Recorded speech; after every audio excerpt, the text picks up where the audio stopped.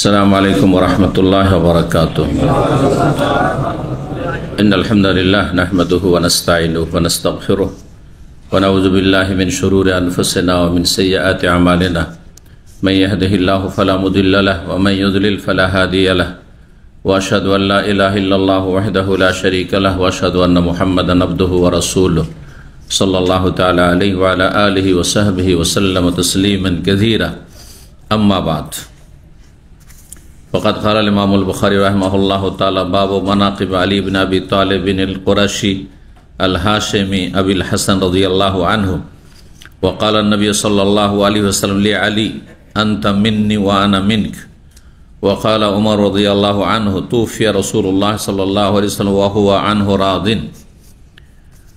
क़ाल हद्दसना क़ुतैबा बिन सईद क़ाल हद्दसना अब्दुल अज़ीज़ अन अबी हाज़िम अन सहल बिन सअद रज़ियल्लाहु अन्हु अन्न रसूलल्लाह सल्लल्लाहु अलैहि वसल्लम क़ाल उतियन्ना रायत गदन रजुलन यफ्तहुल्लाहु अला यदैहि क़ाल फ़बाता अन्नासु यदूकुन लैलतहुम अय्युहुम युताहा फ़लम्मा अस्बहा अन्नासु गदव अला रसूलिल्लाह सल्लल्लाहु अलैहि वसल्लम कुल्लुहुम यरजुन अन युताहा फ़क़ाल अयना अली इब्न अबी तालिब फ़क़ालू यश्तकी अयनैहि या रसूलल्लाह क़ाल फ़अरसिलू इलैहि फ़अतूनी बिहि फ़लम्मा जाअ बसक़ फ़ी अयनैहि फ़दअा लहु फ़बरअ हत्ता कअन लम यकुन बिहि वजअुन फ़अताहु अर्रायत फ़क़ाल अली या रसूलल्लाह उक़ातिलु हत्ता यकुनु मिस्लना फ़क़ाल उन्फ़ुज़ अला रिस्लिक हत्ता तनज़िल बिसाहतिहिम सुम्मा दुहुम इलल इस्लाम व अख़बिरहुम बिमा यजिबु अलैहिम मिन हक़्क़िल्लाहि फ़ीहि वल्लाहि ला अन यहदी अल्लाहु बिका रजुलन वाहिदान खैरुन लका मिन अन याकुना लका हुमरुन नाम।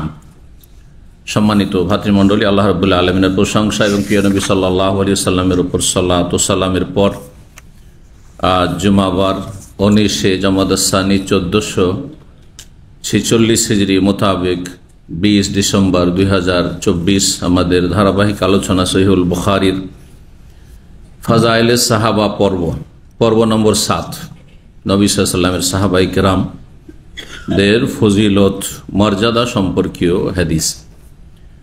আজকের বিষয় চতুর্থ খলিফা রাশিদ আমিরুল মুমিনিন আলী ইবনে আবি তালিব আল কুরাইশি আল হাশিমি রাদিয়াল্লাহু তাআলা আনহুর মর্যাদা সম্পর্কে, ফাজাইল সম্পর্কে হাদিস রয়েছে। আর তারপরে ইনশাআল্লাহ তাআলা কয়েকটি হাদিস রয়েছে, শেষ হলে অন্যান্য আরো সাহাবায়ে কেরামদের ফজিলতের হাদিসগুলি আসবে। এই অল্প সময়ে যতটা সম্ভব আমরা ইনশাআল্লাহ তাআলা আপনাদের সামনে সেই হাদিসগুলি পেশ করার চেষ্টা করব। আল্লাহ রাব্বুল আলামিন যেন আমাদেরকে তাদের অনুসরণের তৌফিক দান করেন, কারণ তারা ছিলেন হেদায়েত প্রাপ্ত, এতে কোনো সন্দেহ নেই। আম্বিয়া রসুলগণের পরে তারা ছিলেন হেদায়েত প্রাপ্ত, যারা নবী রসুলগণের পরে শেষ নবী মুহাম্মদ সাল্লাল্লাহু আলাইহি ওয়াসাল্লামের পরে আমাদের জন্য উত্তম আদর্শ। তাদের যদি আমরা অনুসরণ করতে পারি তাহলে আমাদের দিন দুনিয়া সবই সুন্দর হবে। রব্বুল আলামিন সকলকে তৌফিক দান করেন। আল্লাহ শুকরিয়া আদায় করছি যে আল্লাহ রব্বুল আলামিন কিছুটা বিরতির পরে আবার সহিহ সালামতে আপনাদের সাথে মিলিত হওয়ার তৌফিক দান করেছেন, আলহামদুলিল্লাহ। আল্লাহ রব্বুল আলামিন যেন আমাদের সৎ নিয়ত পূরণ করেন এবং ভুল ত্রুটি মাফ করেন। যেখানে রাখবেন আপনাদের আমাদের সকলকে আল্লাহ যেন দিন দুনিয়ার সার্বিক কল্যাণের সাথে রাখেন। তো দেখা যাক, এই পর্বের অধ্যায় নম্বর 9 বলছেন ইমাম বুখারী রাহিমাহুল্লাহ বাবু মানাকিবে আলী ইবনে আবি তালিব আল কুরাশি আল হাশিমি আবিল হাসান রাদিয়াল্লাহু আনহু। এই অধ্যায় হচ্ছে আবু তালেবের ছেলে আলী রাদিয়াল্লাহু তাআলা আনহু, যিনি কুরাইশ বংশের অন্যতম ব্যক্তি এবং যিনি হাশেম গোত্রের মানুষ। কুরাইশ একটি বড় বংশের নাম, আর তার মধ্যে বিভিন্ন গোত্র রয়েছে। বংশ আর গোত্রে আশা করি পার্থক্য বুঝতে পারছেন। তো কুরাইশ বংশের বিভিন্ন গোত্রের মধ্যে সবচেয়ে শ্রেষ্ঠ গোত্র হচ্ছে হাশেম গোত্র, যেই গোত্রের অন্তর্ভুক্ত আল্লাহ করেছেন শেষ নবী সাইয়্যিদুল মুরসালিন খাতামুন নবীন মুহাম্মদ সাল্লাল্লাহু আলাইহি ওয়াসাল্লাম। রাসূলুল্লাহ সাল্লাল্লাহু আলাইহি ওয়াসাল্লাম মুহাম্মদ, বাবার নাম আব্দুল্লাহ, তার বাবার নাম আব্দুল মুত্তালিব, তার বাবার নাম হাশেম, এই যে হাশেম, এখান থেকে হাশেমি। তাহলে এখানে বা তার আগেই আব্দুল মুত্তালিবে গিয়ে মিলিত হচ্ছে নবী সাল্লাল্লাহু আলাইহি ওয়াসাল্লামের সাথে বংশীয় সম্পর্ক কার? আলী রাদিয়াল্লাহু তাআলা আনহু। আলী ইবনে আবু তালিব বিন আবু তালেবের বাপের নাম আব্দুল মুত্তালিব, আব্দুল মুত্তালিব বাপের নাম হাশেম, আর হাশেমের বাবার নাম আব্দু মানাফ, আব্দু মানাফ। অন্তত এতটুকু তো জানতে হবে। কয় পুরুষ? মোহাম্মদ বিন আবদুল্লাহ বিন আব্দুল মুত্তালিব বিন হাশেম বিন আব্দু মানাফ, পাঁচটা পুরুষ। পাঁচটা পুরুষ জানবেন না? তাহলে আপনি আপনার রসুল সম্পর্কে কি জানলেন? অথচ দুনিয়ার অসৎ ব্যক্তিদের জীবনী সম্পর্কে যদি লাগিয়ে দেওয়া হয় তো ঘন্টার পর ঘন্টা বলতে থাকবেন আপনি, যাতে গোনা হবে নাকি হবে না তাদের জীবনী চর্চা করে। তারা আমাদের কারো আদর্শ নাই। তারা মানুষকে অধিকাংশরে পথভ্রষ্ট করেছে, বিভ্রান্ত করেছে। অনেকে তাদের অনুকরণ করতে গিয়ে জাহান্নামের রাস্তা ধরেছে। তাদের সম্পর্কে জানছেন, কারণ তারা দুনিয়ার হিরো হয়েছে। সেই জন্য, এই জন্যই আল্লাহ হিদায়াত দান করুন। আপনি একজন মুসলিম, সুতরাং আপনাকে আল্লাহ সম্পর্কে যেমন জ্ঞান রাখতে হবে, আল্লাহর দিন সম্পর্কে জ্ঞান রাখতে হবে, তেমনি রাসূলুল্লাহ সম্পর্কে সর্বপ্রথম কিছু জ্ঞান রাখতে হবে, যাতে করে আপনি তাকে আপনার জীবনের সবচেয়ে বড় এবং একমাত্র আদর্শ মানব হিসাবে গ্রহণ করতে পারেন। কোনো ব্যক্তি যদি গুণই না জানা থাকে তাহলে কি মূল্যায়ন করবেন আপনি? আমার গুণ যদি না জানতেন তো আপনার আসতেন এখানে? কিছু তো জানেন, তাই না? বলেই তো এসেছেন। আর যদি কোনো গুণ না থাকতো বা গুণ জানা না থাকতো তাহলে রাস্তা দিয়ে হাঁটছি অপরিচিত দেশে, অপরিচিত জায়গায়। অন্য লোকেরা যেমন মূল্য রাখে, আমিও তাদের কাছে সেই মূল্য রাখি, অচেনা লোকদের কাছে, ঠিক কিনা? তা আপনি একজন মুসলিম হিসাবে নবীকে জানলেন না, নবীর বংশ পরিচয় জানলেন না, নবীর মান মর্যাদা জানলেন না, তাহলে কি বা মূল্যায়ন করবেন, আর কি বা শ্রদ্ধা সম্মান করবেন, আর কি বা তার অনুসরণ ফলো করবেন আপনি? যে যত বেশি আল্লাহ সম্পর্কে জানবে, আল্লাহর দ্বীন সম্পর্কে জানবে, আল্লাহ রসুল শাসন সম্পর্কে জানবে, এটি তিনটি মূলনীতি, তার ঈমান আমল তত সুন্দর হবে, তত ভালো কোয়ালিটির মুসলিম হতে পারবে। যার ফলে এ সম্পর্কে যত পারেন আপনি আপনার জ্ঞান বৃদ্ধি করার চেষ্টা করুন। জি, এবং সঠিক জ্ঞান, ভ্রান্ত জ্ঞান না। যে ভ্রান্ত জ্ঞান, ভ্রান্ত ধর্মের জ্ঞান মানুষকে শিরক বিদআতের দিকে নিয়ে যায়। কারণ তারাও জানে কিন্তু সব ভুল জানে। নবী হাজির নাজির, নবী আলেমুল গায়েব, নবী সব কিছুর খবর রাখতেন, নবী দুনিয়া আখেরাতের সমস্ত ক্ষমতা রাখতেন, সব শিরকি কুফরি কথা। নবী নূরের পয়দা, নবীর ছায়া ছিল না, ইত্যাদি ইত্যাদি। নবী আমাদের মতো স্বাভাবিক জন্ম নেয়নি, সবই সব কথা। বেদাতি সুফি সমাজের বিশ্বাস, সবগুলি ভ্রান্ত বিশ্বাস। কিছু শিরক আর কিছু বিদাত। বেদাত ও জাহান্নামের রাস্তা, শিরক তো স্থায়ী জাহান্নামের রাস্তা, স্থায়ী জাহান্নামের রাস্তা। যে যদি কেউ বলে যে নবী সব গায়েব জানতেন, নবী হাজির নাজির সব জায়গায়, বা আমাদের মিলাদে হাজির হয়ে যান, নবী সমস্ত কিছুর ক্ষমতা রাখেন, দো জাহানের বাদশাহ মানে জান্নাত জাহান্নামের মালিক, তাহলে সেই ব্যক্তি মুশরিক, মুসলিম না। কারণ সে আল্লাহর গুণগুলি নবীকে দিয়ে দিল। বোঝা গেছে না? তাহলে জানতে হবে, সঠিকটা জানতে হবে। শুধু জানা যথেষ্ট নয়, জানতে হবে, সঠিক জানতে হবে। যেমন আপনি জানছেন যে আমি আদম আলাইহিস সালামের সন্তান, কিন্তু নাস্তিক জানছে সে বানরের সন্তান, ঠিক না? ও জানে না যে আদমের সন্তান। ও বলছেন আমরা সব বাঁদর ছিলাম, আর তারপরে ধীরে ধীরে ধীরে যুগের আবর্তন বিবর্তনে গিয়ে তখন লেজ খসে পড়ে গেছে, আর তারপর মানুষের রূপ ধারণ করেছি। তো বানরের সন্তান কি আর ভালো হয়? বাঁদরের মতো চরিত্র, বাঁদরের মতো কথা তাদের, বাঁদরের মতো ভালো কাজের শত্রুতা করা, পর্দার শত্রুতা করা, হেজাবের দুশ্মনী করা, ভালো মানুষের শত্রুতা করা, এটা তো থাকবেই, থাকবেই। কারণ তার আসলটাই খারাপ, আসলটাই খারাপ। সে নিজেকে শ্রেষ্ঠ সৃষ্টি আদম আলাইহিস সালামের সন্তান মনে করে না, আমার নিজেকে বনু আদম মনে করি। বোঝা গেছে না? জি, আল্লাহ বোঝার তৌফিক দান করেন। তো আলী রাদিয়াল্লাহু তাআলা আনহু তিনি কুরাইশ বংশের ছিলেন, এবং কুরাইশ বংশের বিভিন্ন গোত্রের মধ্যে সবচেয়ে শ্রেষ্ঠ গোত্র হচ্ছে হাশেম বংশের। নবী সাল্লাল্লাহু আলাইহি ওয়াসাল্লামের একটি হাদিসও রয়েছে যে আল্লাহ রাব্বুল আলামিন শ্রেষ্ঠত্ব দান করেছেন আদম সন্তানকে, মানে আদম সন্তানকে। তারপরে তার মধ্যে বাছাই করতে করতে করতে করতে আরবদের মধ্যে সবচেয়ে শ্রেষ্ঠ বংশ হচ্ছে কুরাইশ। এই কুরাইশ বংশ থেকে মনোনীত করেছেন। আর কুরাইশ বংশের সবচেয়ে শ্রেষ্ঠ গোত্র হচ্ছে হাশেম গোত্র। সেই গোত্র থেকে আল্লাহ আমাকে মনোনীত করেছেন শেষ রসুল করে। আলী রাদিয়াল্লাহু তাআলা আনহুর কুনিয়াত, উপনাম কি ছিল কে বলতে পারে? আবু তোরাব। আর কিছু ছিল না? আবু তোরাব। তার ছেলের নাম তো কোন তোরাব ছিল না, আবুল হাসান। বড় ছেলের নাম কি? হাসান এবং হোসেন। হাসান এবং হোসাইন। তো হোসাইন ছোট আর হাসান হচ্ছেন বড়। সাধারণত কুনিয়াত বড় ছেলের নামেই রাখা হয়, কিন্তু সেটা জরুরি নয়। মাসলা হিসাব জানেন, আপনার 2-4-5টা ছেলে আছে, জরুরি নয় যে আমার বড় ছেলের নামে অমুকের বাবা বলতে হবে। মেজো ছেলের নামে বলতে পারেন, একবারে ছোটটাও বলতে পারেন। এতে আপনার ছেলেদের কারো আপত্তি করার কোনো অধিকার নেই যে আমি বড়, আমার নামে কেন আপনি কুনিয়াত গ্রহণ করলেন না, আপনি কেন বলছেন। আমাদের দেশে কুনিয়াত বলে, কিন্তু বাংলায় বলে, সেই জন্য কুনিয়াত উপনাম বুঝেন না। অমুকের মা বলে না, অমুকের বাপ বলে না। কোন ছেলের নামে কোন মেয়ের নামে সাধারণত বলে? বড় ছেলে অথবা বড় মেয়ের নামে বলে। এটা ভালো যেহেতু প্রথম সে, কিন্তু জরুরি নয়। আপনি যদি মনে করেন যে আমার বড় ছেলেটা ভালো না, বেনামাজি, আমি ওর সাথে আমি কুনিয়াত নেব না, অথবা এমনিতে আমি মাঝে মধ্যে এইটাও নেব ওইটাও নেব, কারণ আপনি সবারই বাপ, সুতরাং কখনো আমি লিখবো আবু অমুক, অমুকের বাপ, কখনো আবু অমুক, জায়েজ আছে, কোনো অসুবিধা নেই। জি।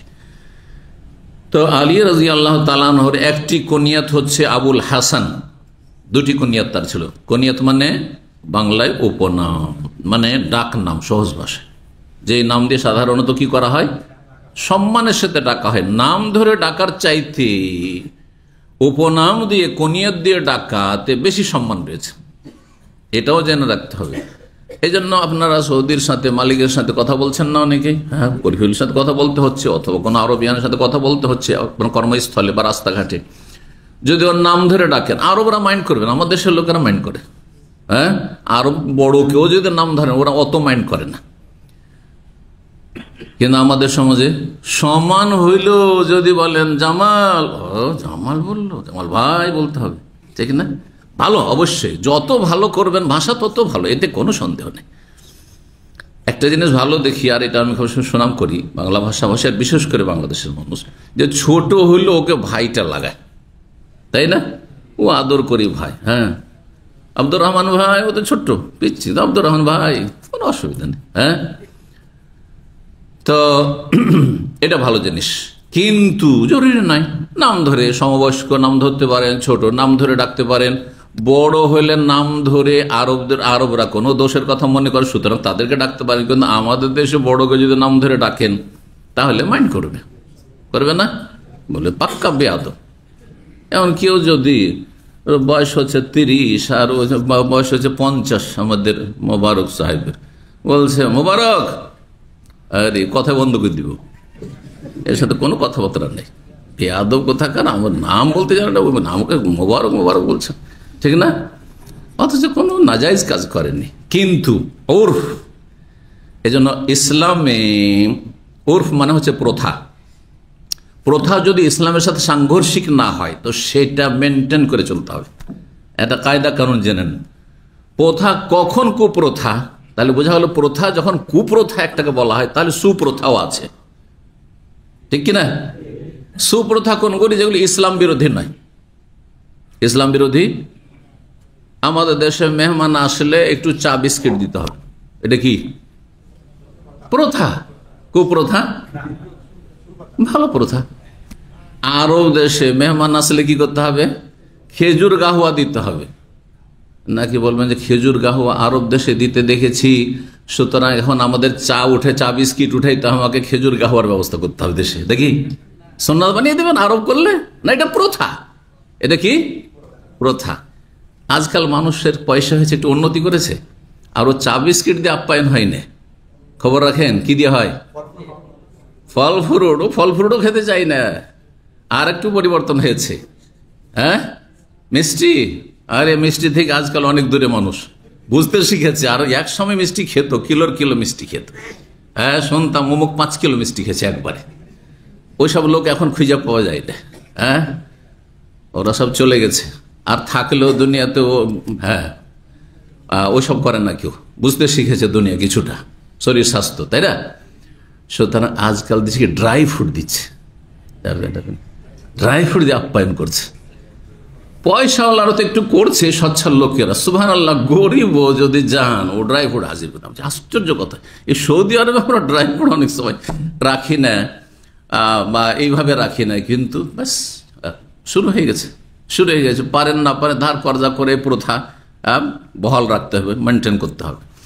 তো এগুলো প্রথা যদি মেনটেন করেন আর ইসলামের সাথে সাংঘর্ষিক না হয়। গরিব আর ঋণ কর্জা করে এখন আমার বাসাতে এসছে কোনো মেহমান, হ্যাঁ, শেখ এসছে, সেজন্য আমাকে ড্রাই ফ্রুটের ব্যবস্থা করতে, কখনো না, তখন এটা ঠিক নয়। কিন্তু আপনি সচ্ছল, আপনার জন্য কোনো অসুবিধা নেই, পয়সা আছে, করবেন, জায়েজ। এর বোঝা গেছে? এই জন্য বিয়ে শাদী সংক্রান্ত প্রথাগুলি 2 ভাগে বিভক্ত। কারণ বিয়েতে, আমাদের দেশের বিয়েতে শুধু ইজাব কবুলটা আছে, ওখানেও বেদাত আছে, আর বাকি অধিকাংশগুলি কুপ্রথা। শুনে রাখেন, সংক্ষেপে আমাদের দেশীয় বিয়ে অধিকাংশগুলি কি? কুপ্রথা। আর কিছু আছে জায়েজ প্রথা, যেগুলো ইসলামের সাথে সাংঘর্ষিক না, কারো উপর জুলুম হয় না, আর সেখানে অশ্লীলতা হয় না, নারী পুরুষের একাকার হয় না, আর নারীদের নাজায়েজ কিছু কাজ হচ্ছে, নারীরা গীত গাইছে, হ্যাঁ, গীত গাইতে হবে, সাবালিকা মহিলা, ইসলামের সাথে সাংঘর্ষিক না, এটা আমার দেশীয় প্রথা। আর তার সাথে কি এটা সাংঘর্ষিক, হারাম এটি কাজ, সুতরাং জায়েজ নাই। এইরকমই তোবড়া খাওয়ানো। তোবড়া বুঝেন না? বুঝেন না? কারা বুঝেন তোবড়া? এই 2-4 জন বুঝলো মাত্র। হ্যাঁ, তোবড়া মানে ওই ছেলেকে বা মেয়েকে যে বিয়ে করবে, এখন বিয়ে বসতে যাচ্ছে, কথাবার্তা চলছে, পাকা হয়ে গেছে, কি করে? মিষ্টি মাস্টি নিয়ে এসে খাওয়ায়। কি করে খাওয়ায়? মুখে তুলে তুলে দিবে আর খাওয়াবে। হ্যাঁ, যদি মা তুলে দেয়, বাপ তুলে দেয়, ভাই তুলে দেয়, নিজের বোন তুলে দিচ্ছে, বা নিজের বোনকে নিজের বাপন ভাই তুলে দিচ্ছে, তাহলে তো জায়েজ, এই প্রথা, এটা প্রথা, ঠিক আছে। কিন্তু আমাদের সেই কুপ্রথায় আছে, বৈধ প্রথা নেই। সেটা হচ্ছে মামাতো বোন খালাতো বোনকে খাওয়াবে, অথবা মামাতো বোন খালাতো বোন ভাবি খাওয়াবে। হ্যাঁ, ভাবি খাওয়াবে, নিজের বোন নয়, ভাবি খাওয়াবে। হ্যাঁ, মহিলা পুরুষকে খাওয়াবে, পুরুষ মহিলাকে খাওয়াবে। এই হচ্ছে কুপ্রথা। তো বিয়ে শাদীতে আমাদের সে অধিকাংশই কুপ্রথা। বরযাত্রী, হ্যাঁ, ইসলামের সাথে সাংঘর্ষিক কিনা? সাংঘর্ষিক, জুলম, অত্যাচার। আমার বাড়ি হঠাৎ করে আপনার 250-300 লোক গিয়ে যদি হাজির হয়ে যান খেতে, জুলম হবে না আমার উপর? না, জুলম করলেন আপনি, অন্যায়ভাবে খেতে এসছেন আপনারা, হঠাৎ করে চলে এসছেন। আমি ডেকেছি এত লোককে, কিন্তু যদি হঠাৎ করে 2-3 জন চলে আসেন, অসুবিধা নেই, অসুবিধা 2-3 জন, 5 জন, 10 জন পর্যন্ত ঠিক আছে, খাওয়াইতে পারবো হয়তো, ঠিক না? আমি বেশি পারি, কিন্তু আপনাদের জন্য উচিত হবে না। সুতরাং 2-4 জন আসলো, আর বিয়ে শাদী, হ্যাঁ, কবুল টবুল করলো, খাওয়িয়ে দিলাম, ঠিক আছে। কিন্তু আপনি 50 জন বেঁধে নিয়ে আসবেন, 100 জন বেঁধে নিয়ে আসবেন, গোটা গ্রাম উঠিয়ে নিয়ে চলে আসবেন একবারে, হ্যাঁ, ধুমধাম করে, আর পরের বাড়ি খাবেন, নিজে খাওয়াই নিয়ে আসেন, নিজে খাওয়ার নিয়ে গিয়ে কবুল করেন, আর নিজের বাড়িতে খাবার দাবার ব্যবস্থা খুব খাওয়ান আপনি। ছেলে পক্ষ অলিমা, ছেলে পক্ষের কিসের মেয়ে পক্ষের অলিমা রয়েছে, বোঝা গেছে? তো যদি এগুলো একটা একটা করে উদাহরণ দিতে লাগে তাহলে লম্বা হয়ে যাবে, আর ওইদিকে বাড়াচ্ছি না। কি বলছিলাম? হ্যাঁ, এ প্রথা আর কুপ্রথায় কেন গেলাম? কনিয়ত নিয়ে সামনে অনেক দূর চলে গেলাম, ফিরে আসি। কনিয়ত দিয়ে যদি ডাকেন, আরব রাখে, তাহলে বেশি খুশি। একজনের নাম হচ্ছে ফাহাদ, আর ওর ছেলের নাম হচ্ছে আবু আবদুল্লাহ। ফাহাদ, রাগ করবে না সৌদিরা বা আরবরা, কিন্তু যদি বলেন আবু আবদুল্লাহ, হ্যাঁ হ্যাঁ, আবু অমুক, হ্যাঁ, আবু সালমান, তাহলে খুব খুশি, বোঝা গেছে? খুব খুশি, মনটা খুশি। তো হ্যাঁ জি, এইভাবে। তো কনিয়ত বলা ভালো, এবং কনিয়াত রাখা ভালো নিচের। জি, কনিয়াত দিয়ে ডাকা বেশি ভালো। কাউকে আপনি ডাকবেন কি বলে বুঝতে পারছেন না, আপনি ওর ছেলের নাম জেনে নেন। দেখেন আরবরা আগে ছেলের নাম জানেন, আর সুবহানাল্লাহ এরা মুখস্থ করে। একবার যদি বলে দেয়, জেনে নেয় যে অমুকের অমুক ছেলে আছে, ও যুগ যুগ ধরে মনে রেখেছে যে এর ছেলের নাম অমুক। অনেক আরবদের সাথে আমার 5 বছর 10 বছর আগে দেখা হয়েছে, ও আমার ছেলেকে হয়তো পড়িয়েছে, অথবা আমার সাথে কোনো দেখা হয়েছে, কথা হয়েছে, বড় ছেলের নাম অমুক, বা বড় ছেলের নাম জানে না, ওই 3 নম্বর 2 নম্বর জানে আব্দুল আজিজ, বলছে কে ভালো আব্দুল আজিজ, কে ভালো আবু মোহাম্মদ, এইভাবে। তো এদের এটা প্রথা, ভালো প্রথা। তো আবার বলছি, প্রথা হচ্ছে 2 রকম, কুপ্রথা আর সুপ্রথা বা জায়েজ প্রথা। জায়েজ প্রথা যদি হয় তাহলে জায়েজ, আর না জায়েজ হলে না জায়েজ। জি। ওমর রাদিয়াল্লাহু তাআলা বলছেন, নবী সাল্লাল্লাহু আলাইহি ওয়াসাল্লাম বলেছেন আলী রাদিয়াল্লাহু তাআলার মর্যাদা সম্পর্কে, আনতা মিন্নি ওয়া আনা মিনকা। কোন এক প্রসঙ্গে বলেছেন নবী সাল্লাল্লাহু আলাইহি ওয়াসাল্লাম আলীর মর্যাদা প্রকাশ করতে গিয়ে যে, হে আলী, তুমি আমার ঘনিষ্ঠ ব্যক্তি, তুমি আমার অন্তর্ভুক্ত, মানে আমার ঘনিষ্ঠ ব্যক্তি। ওয়া আনা মিনকা, এবং আমি তোমার সবচেয়ে শ্রদ্ধাভাজন ব্যক্তি। আমি তোমার অন্তর্ভুক্ত মানে আমি তোমার কাছে শ্রদ্ধাভাজন ব্যক্তি, ভাব অর্থ করলাম। ওমর রাদিয়াল্লাহু তাআলা আনহু আলী রাদিয়াল্লাহু তাআলা আনহুর মর্যাদা সম্পর্কে বলছেন, তুফিয়া রাসূলুল্লাহ সাল্লাল্লাহু আলাইহি ওয়াসাল্লাম ওয়া হুয়া আনহু রাদিন। যখন রাসূলুল্লাহ সাল্লাল্লাহু আলাইহি ওয়াসাল্লাম ইন্তেকাল করেন, তুফিয়া মানে ওয়াফাত, তাহলে নবী সম্পর্কে ওয়াফাতুন নবী বলবেন না হায়াতুন নবী? কে বলছেন? উমর। উমরের আকীদা ঠিক না। এই যারা হায়াতুন নবী বলছে, এই তবলিগি হুজুর আর আপনার ওই কওমি হুজুর আর বেরলভী হুজুর, তাদের কথা ঠিক, কোনটা ঠিক? চিন্তা করুন, আমাদের দেশে কিন্তু আপনার যত সুফি আছে, সে কওমিরা হোক আর ওই বেরলভীরা হোক, দেওবন্দি ও বেরলভী, তাদের কথা হচ্ছে না নবী মারা গেছেন বলা যাবে না, নবীর ওফাত হয়েছে বলা যাবে না, কি বলতে হবে? হায়াতুন নবী। নাউজুবিল্লাহ, এ কথা মোটেই জায়েজ নয়, মোটেই জায়েজ নয়। এবং এটা শিরকি কথা। যদি মনে করেন যে তিনি বেঁচে আছেন আমাদের মতো, যেমন তাদের কথা, তাহলে আল্লাহর সাথে শরীক করলো, কারণ আল্লাহ হচ্ছেন আল হাইয়ুল কাইয়ুম, চিরঞ্জীব। আর যদি মনে করেন যে পারলৌকিক হায়াত আছে, তো পারলৌকিক হায়াত সবার আছে। দুনিয়া থেকে মারা গেছেন আর বারজাখে হয় ইল্লিনে সসম্মানের জীবন আছে, এবং সবচেয়ে সম্মানের হায়াত নবী সাল্লাল্লাহু আলাইহি ওয়াসাল্লামের আছে, আর বাকি সমস্ত মুমিন মুমিনাতের হায়াত আছে। কার হায়াত নাই? হায়াত না থাকলে কবরের নিয়ামত কিসের ভোগ করছে? বুঝতে পারছেন না? একজন নেক লোকের যদি হায়াতই না থাকবে, তো তার জন্য জান্নাতের বিছানা বিছিয়ে দেওয়া হয়েছে, জান্নাতের পোশাক পরিয়ে দেওয়া হয়েছে, জান্নাতের সুগন্ধি পাচ্ছে, তাহলে কোথা থেকে পাবে সে? তাহলে বোঝা যাচ্ছে যে তার রূহ, হ্যাঁ, যে বারজাখের পারলৌকিক হায়াত রয়েছে, যে পারলৌকিক হায়াতের ধরন দুনিয়াতে বোঝা যাবে না। এই জন্য শহীদদের ক্ষেত্রে আল্লাহ বলছেন তাদের হায়াত আছে, কিন্তু হায়াতটা কেমন? পারলৌকিক, বারজাখি। ওয়ালাকিন লা তাশউরুন, সেটা তোমরা বুঝতেই পারবে না। দুনিয়ার ব্রেন বুদ্ধি দিয়ে, চোখ দিয়ে দেখাও যায় না, বোঝাও যায় না। কবরে দাফন করে দিয়ে একটু ছিদ্র করে যদি আপনি বসেই থাকেন, যে আমি দেখবো কেমন করে মুনকের নাকির উঠাই, দেখতে পাবেন? চোখও দেখতে পাবেন না, ব্রেনও উপলব্ধি করবেন না, কিন্তু তার সওয়াল জবাব হয়ে গেল আপনার চোখের সামনে। এবার বোঝা গেছে? তাহলে পারলৌকিক হায়াতটা হচ্ছে এমন হায়াত যেটা বুঝতে পারবেন না। দুনিয়ার হায়াতগুলো বোঝা যায়, দুনিয়ার হায়াতের বিভিন্ন স্তর আছে, এবং দুনিয়ার হায়াতগুলোতে এত পার্থক্য আছে, দুনিয়ার হায়াতে এত পার্থক্য আছে, তাহলে আখিরাতের হায়াত, পারলৌকিক বারজাখি জীবন এবং দুনিয়ার জীবনে কত পার্থক্য চিন্তা করুন তো। যেমন দুনিয়া আখিরাতে পার্থক্য, তেমন দুনিয়ার জীবন আর আখিরাতের জীবনে পার্থক্য। মাতৃগর্ভে একটা বাচ্চা আছে, তার হায়াত নেই, 120 দিন পরে যখন 4 মাস হয়ে গেছে, হায়াত আছে না নেই? কিন্তু তার হায়াত আর আপনার আমার হায়াত সমান না, মোটেই সমান না। কত পার্থক্য! পেটের ভিতরে কয়েকটা আবরণের ভিতরে আছে, তারপরও সে শ্বাস প্রশ্বাস নিচ্ছে, আর সে সুস্থ থাকছে, আর সুস্থ হয়ে দুনিয়াতে আসছে, ঠিক কিনা? আপনাকে শুধু একটা বস্তাতে, যদি চটের বস্তাতে ভরে দেওয়া হয়, প্লাস্টিকের বস্তাতে, কতক্ষণ বাঁচবেন? শেষ হয়ে যাবে না। চিন্তা করুন তো দেখি। তো ওমর রাদিয়াল্লাহু তাআলা আনহু বলছেন রাসূলুল্লাহ সাল্লাল্লাহু আলাইহি ওয়াসাল্লাম ওয়াফাত পেয়েছেন, মানে ইন্তেকাল করেছেন, তার তিরোধান হয়েছে, মারা গিয়েছেন, কোনো বেয়াদবি না। কিন্তু এরা মনে করে মারা গেছেন মাতা, তাহলে তো আমাদের মতো করে দিলাম, বেয়াদবি হয়ে গেল। এই জন্য বলবে আল্লাহর পেয়ারা হয়ে গেছেন, আল্লাহর সাথে মিলিত হয়েছেন। না না না, কেন? তার মানে আপনার মধ্যে বেদাতি আকীদা আছে, শিরকের গন্ধ আছে। কেন এইসব কথা আপনি এদিক সেদিক থেকে করে কেন বলবেন? কোরআন বলছে ইন্নাকা মাইয়াতুন, হে নবী তুমি মরণশীল। আফাইম মাতা, তিনি যদি মারা যান, আল্লাহ বলছে আফাইম মিথ্যা ফাহমুল খা, তিনটি আয়াত কোরআনে কারিমে রয়েছে স্পষ্ট ভাষায় যে নবীর মওতের কথা। মওত মানে মৃত্যু। যদি আপনি এতে সামান্য দ্বিধাদ্বন্দ্ব করেন, তার মানে আপনি বেদাতি আকীদা বিশ্বাসী, আপনার বিশ্বাস ভ্রান্ত বিশ্বাস। না, দুনিয়ার মরণ সবার জন্য রয়েছে, রব ছাড়া।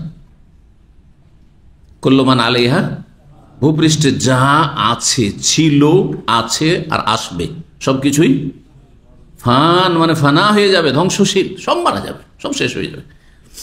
ওই আবকা রব, একমাত্র রব্বুল আলামিন। রাসূলুল্লাহ সাল্লাল্লাহু আলাইহি ওয়াসাল্লাম ইন্তেকাল যখন করেন, ওয়াহুয়া আনহু রাজিন, সেই সময় আলী রাদিয়াল্লাহু তাআলা আনহুর ওপর তিনি সন্তুষ্ট ছিলেন। তার মানে শেষ জীবন পর্যন্ত রাসূলুল্লাহ সাল্লাল্লাহু আলাইহি ওয়াসাল্লামের সন্তোষ ভাজন, এবং রাসূলুল্লাহ সাল্লাল্লাহু আলাইহি ওয়াসাল্লাম যার ওপর সন্তুষ্টি প্রকাশ করেছে, রাজি ছিলেন, তিনি হচ্ছেন একজন আলী। মন্তব্য কে করছেন? ওমর মন্তব্য করছেন। তাহলে এখান থেকে আর একটি কথা, খুব গুরুত্বপূর্ণ কথা মনে রাখবেন, সেটা হচ্ছে যে ওমর আর আলীতে সামান্য কোনো ভুল বোঝাবুঝি ছিল, দূরত্ব ছিল, মনোমালিন্য ছিল, বৈরিতা ছিল, হ্যাঁ? যদি থাকে তো এই কথা বলবে যে যখন নবী সাল্লাল্লাহু আলাইহি ওয়াসাল্লাম ইন্তেকাল করেন, তখন আলীর ওপর তিনি সন্তুষ্ট ছিলেন। কত তাহলে সুসম্পর্ক ছিল। কিন্তু শিয়া, রাফেজি, পথভ্রষ্ট ইরানিরা কি করেছে? এমন ভাবে ইতিহাসকে বিকৃত করেছে যে যেন আবু বকর ওমরের সাথে আলীর কি ছিল, আর উসমানের সাথে ক্ষমতার দ্বন্দ্ব ছিল, শত্রুতা বিদ্বেষ ছিল। যেমন আজকাল রাজনৈতিক নেতাদের আর রাজনৈতিক দলগুলি যারা পেটের জন্য কাজ করছে, দুনিয়ার স্বার্থে কাজ করছে, তাদের মাঝে যেমন বৈরিতার, শত্রুতার, দুশ্মনী থাকে, তেমন যেন ছিল। কিভাবে মানহানি করেছে। আর এদের পৃষ্ঠপোষক, এতে বেশি কষ্ট লাগে না, কারণ কিছু জাহান্নামী তো থাকবে মুসলিম সমাজে, রাফেজি শিয়া জাহান্নামের পথে থাকবে। কিন্তু যারা নিজেদেরকে সুন্নি বলছে, কথিত সুন্নি, যে আমরা আহলে সুন্নাত অন্তর্ভুক্ত, অথচ তারা শিয়া, রাফেজি, ইরানপন্থী আমাদের দেশে, আর তারা ইসলামের প্রবক্তা, তারা মনে করছে আমরা ইসলাম কায়েম করব, ইসলাম কায়েম করব। এরা বেশি বিপজ্জনক আপনাদের জন্য, এরা বেশি পথভ্রষ্ট করবে। কথা বোঝা গেছে? সুতরাং এদের অনিষ্ট থেকে সাবধান। আল্লাহ হিদায়াত দান করুন, এবং তাদেরকে আল্লাহ রাব্বুল যেন শক্তিশালী না করেন, কারণ এরা বিকৃত ইসলাম পেশ করেছে জাতির কাছে। বারাকাল্লাহু ফিকুম। তো এই ছিল একটি হাদিসের অংশ। 3701 নম্বর হাদিস বর্ণনা করছেন সাহাল ইবনে সাদ রাদিয়াল্লাহু তাআলা আনহু। বলছেন রাসূলুল্লাহ সাল্লাল্লাহু আলাইহি ওয়াসাল্লাম খাইবারের যুদ্ধের সময় একদিন বললেন, খাইবার মদিনা থেকে 170 কিলোমিটার দূরে, মোটামুটি এখান থেকে যেমন আল-হাসা উত্তর দিকে। খাইবার কেউ গেছেন? মাশাআল্লাহ, এক দুটো। খাইবার ইহুদিরা বড় শক্তিশালী ছিল, আর সেখান থেকেই তারা ষড়যন্ত্র করত আর চক্রান্তে লিপ্ত থাকতো ইসলামের বিরুদ্ধে, মুসলিমদের বিরুদ্ধে, আর সবসময় ক্ষতি করার চেষ্টা করত। কাফের যেসব জাতিরা ছিল সবার সাথ দিত এবং তাদেরকে ঐক্যবদ্ধ করার চেষ্টা করত ইসলাম মুসলিমদের বিরুদ্ধে। রাসূলুল্লাহ সাল্লাল্লাহু আলাইহি ওয়াসাল্লাম দেখলেন যে খাইবারের এদের ইহুদিদের বিরুদ্ধে যুদ্ধ করতে হবে, জিহাদ করতে হবে, না হলে এদের চক্রান্তকে ঠেকানো যাবে না, এদেরকে নির্মূল করতে হবে। তো 7ম হিজরিতে এই জিহাদ হয়, খাইবারের যুদ্ধ। 5ম হিজরিতে খন্দকের যুদ্ধ হলো, আর তারপরে 6ষ্ঠ হিজরিতে হুদাইবিয়ার সন্ধি হলো। হুদাইবিয়া ওমরায় গিয়েছিলেন, যেতে পারলেন না, হুদাইবিয়ার সন্ধি। আর 7ম হিজরিতে খাইবারের জিহাদ হয়। খাইবারে দুর্গ ছিল, সব দুর্গ বুঝেন তো, কেল্লা ছিল, আর কেল্লায় শত্রুদের থেকে সুরক্ষিত থাকার জন্য ব্যবস্থা থাকে, এবং ঢুকে গেলে সহজে কেল্লার ভিতরে প্রবেশ করে তাদের দমন করা খুব সহজ নয়, কঠিন হয়ে যায়। তো তাই হয়েছিল, কয়েকদিন অবরোধ ঘেরাও, কিন্তু তারা নেমে আসছে না এবং তারা ভিতর থেকে, কেল্লার ভিতর থেকে, দুর্গের ভিতর থেকে আক্রমণ করতে আছে রাসূলুল্লাহ সাল্লাল্লাহু আলাইহি ওয়াসাল্লাম সাহাবায়ে কেরামদের উপরে। বিজয় হচ্ছে না। নবী সাল্লাল্লাহু আলাইহি ওয়াসাল্লাম বললেন কোন একদিন সন্ধ্যাবেলা, লাউতিয়ান্না রায়াতা গাদান, আগামী কালকে এমন এক ব্যক্তির হাতে আমি ঝান্ডা তুলে দেব। ঝান্ডা বুঝেন তো, পতাকা তুলে দেব, মানে তাকে কি করব, এই সেনাবাহিনীর মুজাহিদদের নেতৃত্ব দেব, তার হাতে পতাকা তুলে দেব। রাজুলান, এমন এক ব্যক্তিকে, ইয়াফতাহুল্লাহু আলা ইয়াদিহি, যার হাতে আল্লাহ বিজয় দান করবেন। তাহলে বিজয় কার মাধ্যমে, তাও ভবিষ্যৎবাণী করলেন, এবং আগামীকালকে বিজয় হবে এইটাও ভবিষ্যৎবাণী কিন্তু নবী সাল্লাল্লাহু আলাইহি ওয়াসাল্লাম করলেন। কিসের মাধ্যমে? ওহির মাধ্যমে। অন্য রিওয়ায়াতে রয়েছে ইউহিব্বুল্লাহ ওয়া রাসূল ইউহিব্বুহুল্লাহ ওয়া রাসূল, এমন এক ব্যক্তিকে আমি নেতৃত্ব দেব আর তার হাতে পতাকা তুলে দেব, যাকে আল্লাহ এবং রসুল ভালোবাসেন এবং যে আল্লাহ এবং রসুলকেও ভালোবাসে। ভালোবাসা দুই পক্ষ থেকে হয়, যদি ভালোবাসা নির্ভেজাল হয়। এক পক্ষের ভালোবাসা কখন হয়? যেখানে আর খেয়ানত হয় বা ভেজাল থাকে। জি, কিন্তু ভালোবাসা আবার এই মহিলা পুরুষের ভালোবাসা, ভালোবাসা নয়, এটা নোংরামি, এটা অশ্লীলতা, এটা জেনা, ব্যভিচার। বোঝা গেছে? বাঙালি সমাজে যারা ইসলাম শিখে না তাদের মাঝে একটি গুমরাহি আছে, কি ভালোবাসাকে দুই ভাগে ভাগ করে। নর নারীর, বেগানা পুরুষ বেগানা মহিলার ভালোবাসাকে তারা দুই ভাগে ভাগ করে। জানি না এটা নাস্তিক আর সেকুলার, ইসলাম দুশ্মন যারা, নারীদের ইজ্জত নিয়ে যারা খেলা করতে চায়, নোংরা চরিত্রের যারা, অশ্লীল চরিত্রের, তাদের এটি ব্যাখ্যা বিশ্লেষণ। আর পশ্চিমা সভ্যতায় যারা প্রভাবিত, পশ্চিমাদের গোলাম যারা, তারা বলে ভালোবাসা দুই রকম, এটা হচ্ছে পবিত্র ভালোবাসা আর এটা হচ্ছে অপবিত্র ভালোবাসা। মানে নর নারী স্কুল কলেজ ইউনিভার্সিটিতে পড়ছেন আর বান্ধবীকে ভালোবাসছেন, আর কোনো মহিলা, কোনো মেয়ে যুবতী বন্ধুকে ভালোবাসছে, সে আমার একটা বয়ফ্রেন্ড আছে তো আমার একটা গার্লফ্রেন্ড আছে, বলছে এই ভালোবাসা দুই ভাগে বিভক্ত। হ্যাঁ, একটা হচ্ছে পবিত্র ভালোবাসা। কোনটা পবিত্র ভালোবাসা?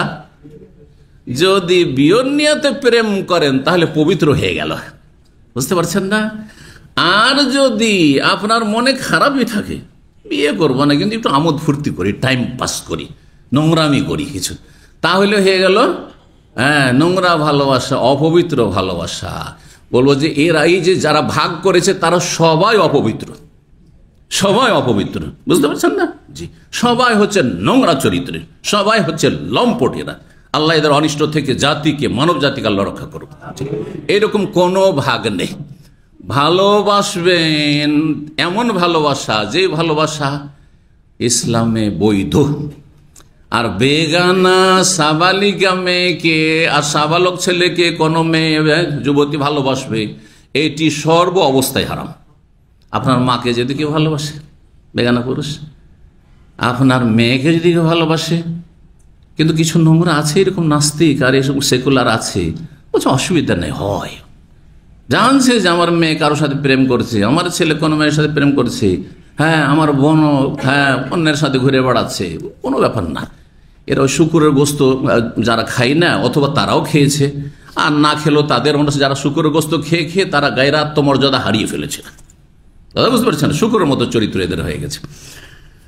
তো আল্লাহ হেদায়েত করুক এবং এদের অনিষ্ট থেকে মানব জাতিকে রক্ষা করুন আল্লাহ রাব্বুল আলামিন। জি, তো রাসূলুল্লাহ সাল্লাল্লাহু আলাইহি ওয়াসাল্লামের ভালোবাসা, আল্লাহর ভালোবাসা আগে, রসুলের ভালোবাসা আগে, এবং আল্লাহর জন্য, রসুলের জন্য, দিনের জন্য ভালোবাসা এটা আগে।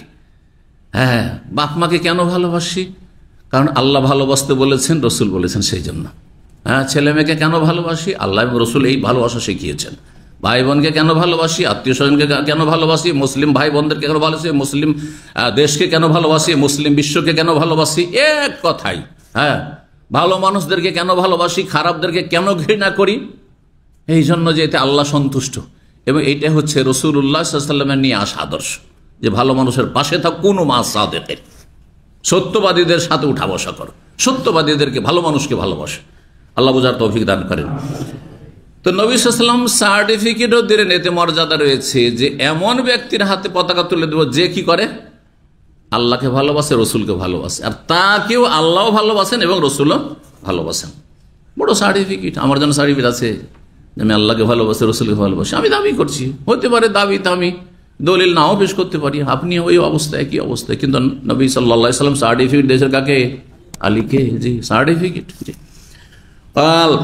যখন এই কথা বলে দিলেন, সাহাবাই কেরামদের মধ্যে কৌতূহল শুরু, কাকে যে দেওয়া হবে, কাকে যে দেওয়া হবে।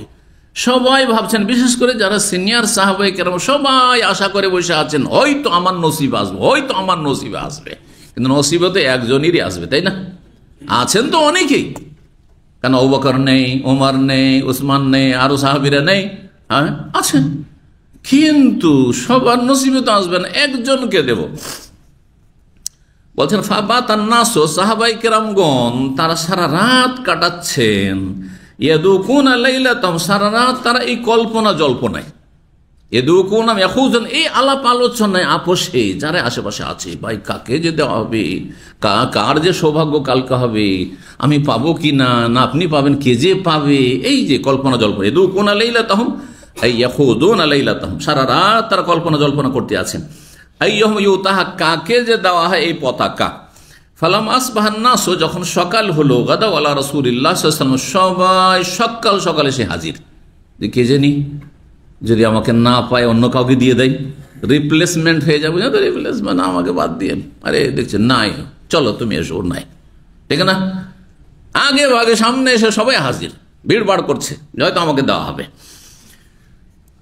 বলছেন যে সকাল সকাল সবাই এসে গেছেন, কুল্লুহুম ইয়ারজুনা আইয়ুতাহা, সবাই এই আশা নিয়ে যে তাকে যেন দেওয়া হয়, আমি যেন পাই এটা, কারণ সার্টিফিকেট নবী সাল্লাল্লাহু আলাইহি ওয়াসাল্লামের।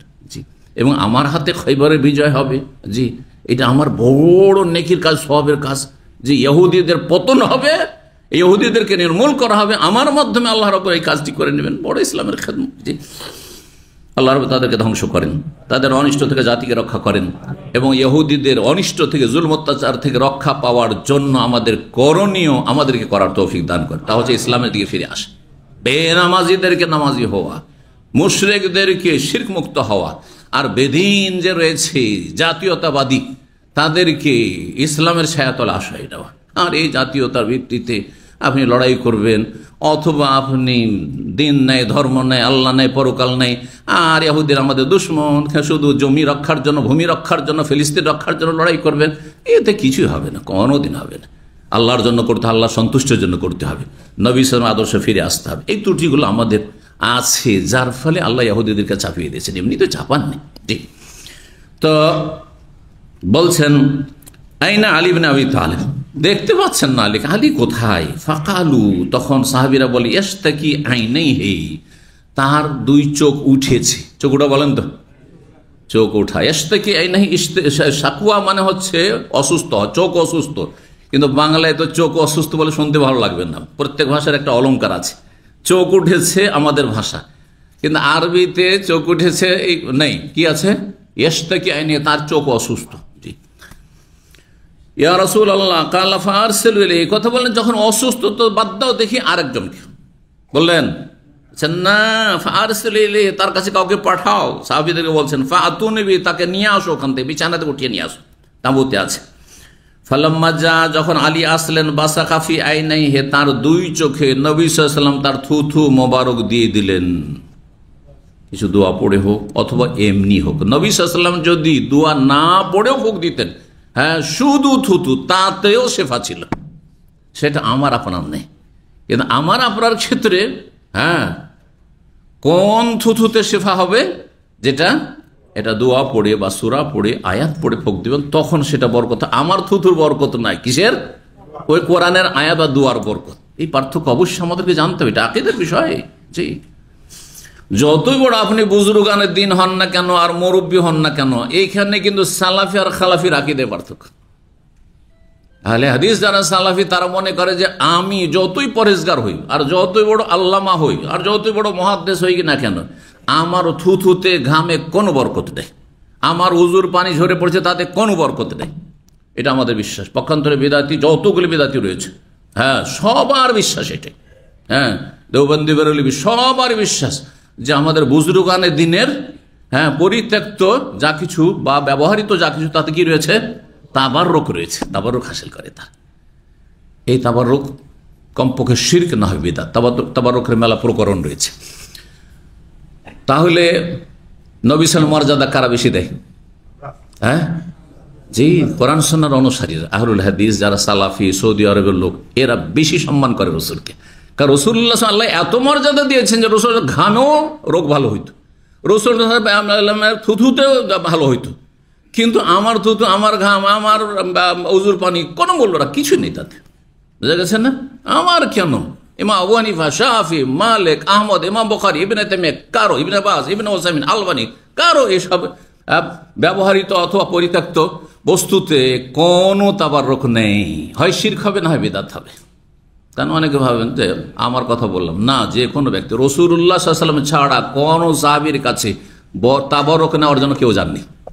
ইন্তেকালের পরে নবী সাল্লাল্লাহু আলাইহি ওয়াসাল্লামের আবু বকরের কাছে কেউ যায়নি যে আপনার উজুর পানিগুলো একটু দেন, হ্যাঁ, আপনার চুল মোবারক একটু দেন, বলেছেন? নেই। তো এই বিষয়গুলো আমাদের বোঝার চেষ্টা করতে হবে, কারণ এগুলো আকীদার বিষয়। বলছেন যে যেমনই থুথু দিলেন ফাদা আল্লাহু, আর তার সাথে দোয়াও করে দিলেন থুথু দেওয়ার পরে। আগে থুথু দেবেন না আগে দোয়া করবেন, এই ক্ষেত্রে দুই রকমের রিওয়ায়াত রয়েছে। এটা নতুন কথা আপনাদের বলছি। আমরা সাধারণত কি করি? আগে দোয়াটা পড়ি, তারপরে ফু দিই। এটা বেশি যুক্তিসঙ্গত। কিন্তু কিছু কিছু হাদিসে এইভাবে এসেছে যে ফু দিয়ে দিলেন আর তারপর দোয়া পড়লেন। সুতরাং সেটাও যদি কেউ করে, ওলামারা বলছে জায়েজ আছে। জি। তো বলছেন খাবারা, সাথে সাথে সুস্থ হয়ে গেলেন। সুবহানাল্লাহ, চোখ সাথে সাথে ভালো হয়ে গেল। হাত্তা, এমন ভালো হইল কাল্লাম ইয়াকুন বিহি ওয়াজন, যেন কোনো অসুস্থতাই ছিল না, কোনো চোখে কোনো সমস্যা, রোগই ছিল না। ওয়াজন মানে রোগ, ওয়াজন মানে ব্যথা। জি। ফাআতাহুর রায়া, তারপরে তার হাতে পতাকাটা তুলে দিলেন স্বয়ং রাসূলুল্লাহ সাল্লাল্লাহু আলাইহি ওয়াসাল্লাম। আর বললে, আলী তখন বলছেন ইয়া রাসূলুল্লাহ, হে আল্লাহর রাসূল, আমাকে তো পতাকা দিলেন আর এই দায়িত্ব দিলেন, ওকাতিলুহুম হাত্তা ইয়াকুনু মিসলানা, তাহলে আমি কি করব এখন? গিয়ে তাহলে কি আমি সরাসরি লড়াই শুরু করব তাদের বিরুদ্ধে, যুদ্ধ, যতক্ষণ পর্যন্ত আমাদের মতো মুসলিম না হয়ে যাবে, মানে কালেমা পড়ে আমাদের সমান সমান না হয়ে যাবে। আমরা যেমন কালেমা পড়ে মুসলমান হয়েছি, তেমনি যতক্ষণ পর্যন্ত ইহুদিরা মুসলিম না হয় ততক্ষণ লড়াই চালিয়ে যাব, না কি করব? মাসলা জানছেন। বলছেন রাসূলুল্লাহ উনফুজ আলা রিসলিক, তুমি সোজা চলে যাও। উনফুজ আলা রিসলিক মানে সোজা চলতে থাকো। কতদূর পর্যন্ত? হাত্তা তানজিলা বিসাহাত, যতক্ষণ তাদের উঠানে গিয়ে না পৌঁছে যাবে, একেবারে সরজমিনে গিয়ে পৌঁছে যাবে, তাদের বাড়ির উঠানে আশেপাশে পৌঁছে যাবে। তারপরে গিয়ে লড়াই শুরু করবেন না, আগে দাওয়াত দিবে। আগে কি করবে? ইসলামের দাওয়াত দেবে। সুম্মা দুহুম আল ইসলাম, তারপরে ইসলামের দিকে আহ্বান করবে, তোমরা আসলেম তাসলাম। ইসলামের দাওয়াত এইভাবে। ইসলাম, মুসলিমরা যখন শক্তিশালী ছিল তখন এইভাবেই দাওয়াত।